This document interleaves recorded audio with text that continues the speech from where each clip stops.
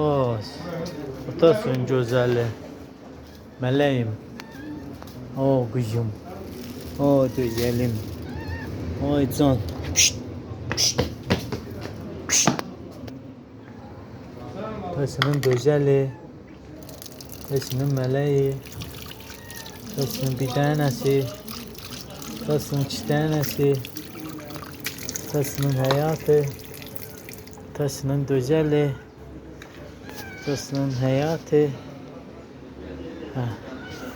O yüzden gözde atırsa yemeği versin. Qabı yudum gözde. Atası balasına yemeği de verdi. Keşke suyunu da doldurdum. Təzə qabını yudum. Güzel kızımın. Ağıllı balam.